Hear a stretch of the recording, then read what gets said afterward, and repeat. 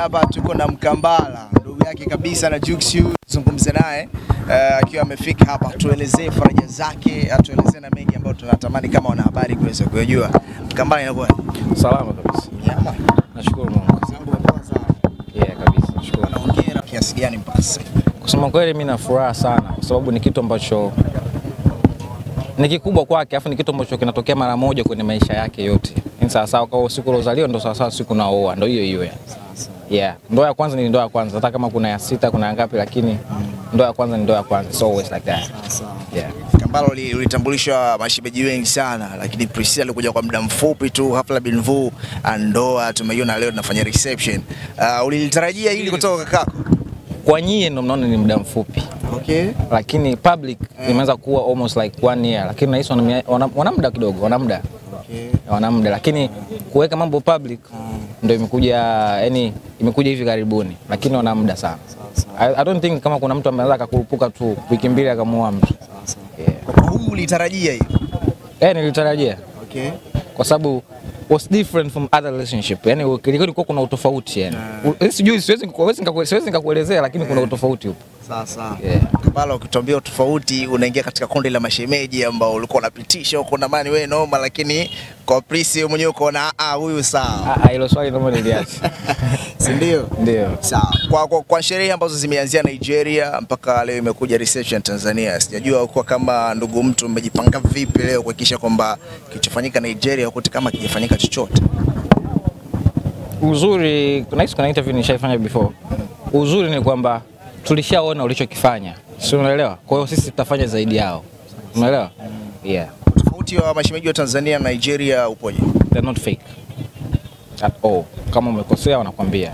Hawaoni shida wewe kupoteza mpenzi wako. Hawaoni shida yoyote. Kama ni kitu umezingua, kwa hiyo sitegemee kwamba unaweza ukafanya ujinga ukiwepo kule. Ndio maana wana umoja na wanajua wanavyokupenda.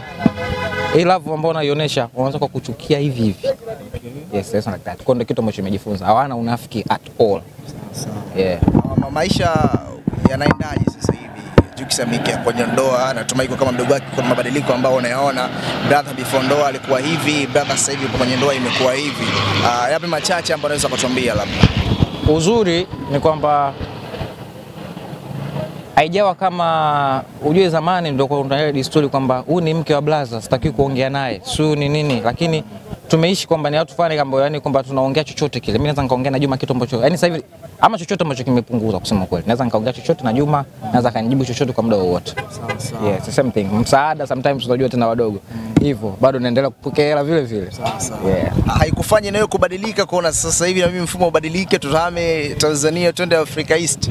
Hapana. Mimi bado nipo Tanzania. Ndio. Na wewe wakwako ni yule star yule. Nani? Ambaye alikuwa anatarajiwa kipindi fulani. Star nani? Upo single sasa bado? Mimi niko single.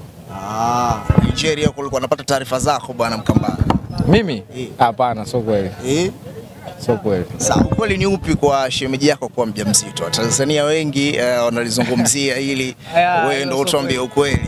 Sio kweli kwa sababu sijui maneno kusema kweli yanatokea wapi. Sijui, 100% sijui maneno yanatokea wapi. Sijui sitaki hata sina hata trace kwamba ilitokea hiki ndio maana ikatokea. Sijui chochote, lakini sidhani kama kwa kitu kwa sababu mimi ningeshajua pia.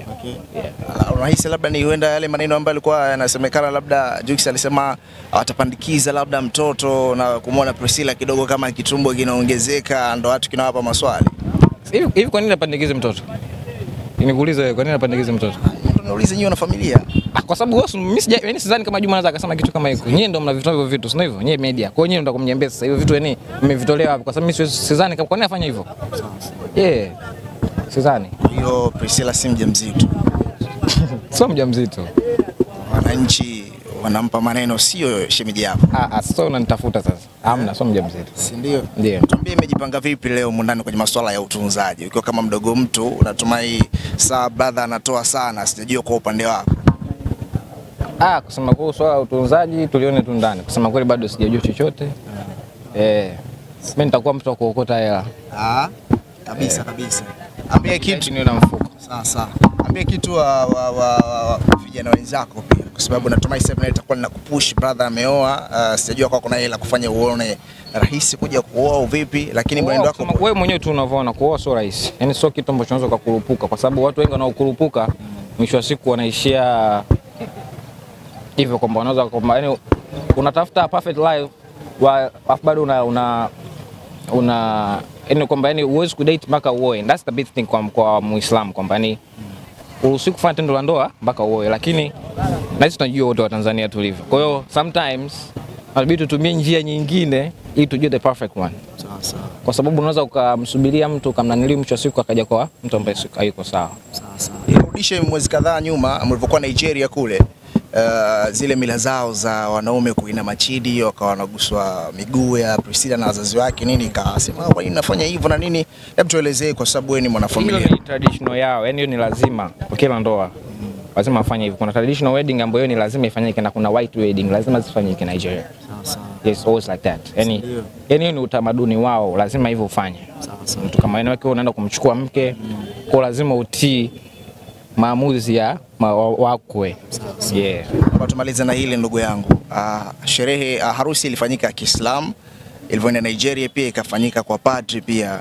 Watu wakawa na maswali, Priscilla mbadilisha dini amekuwa Hadiza kasikosei.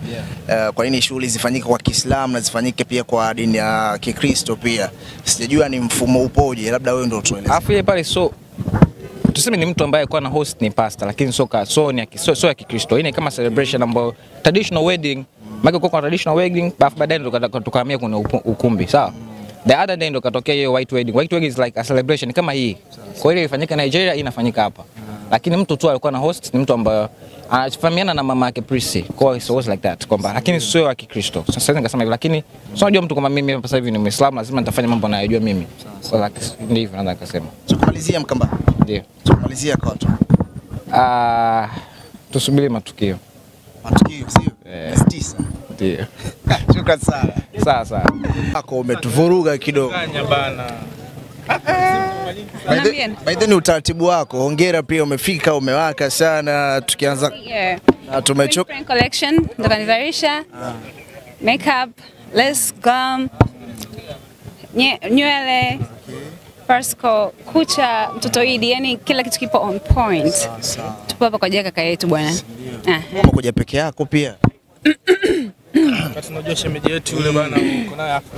Yuko nchi za nje. Nchi za nje. Lakini taarifa zako kama umekuja leo. Taarifa lazima wawe nazo jamani. Ndio. Mnajisikiaje kupata wife from Nigeria na of course mmekuja kwenye reception leo, shule ni ya wanaume na umekuja kwenye shughuli ya kaka yako Jux. Sijui mmejipanga vipi pia kwenye hili? Sisi kwanza mimi na furaha binafsi. Jux ni mtu ambaye kidogo ameteseka na mapenzi. Kwa hiyo kama mpata mtu ambaye anataka spend the rest of his life na yeye ni kitu kizuri sana. Na pia kufunga ndoa au kufanya harusi au ndoa niseme sio mchezo.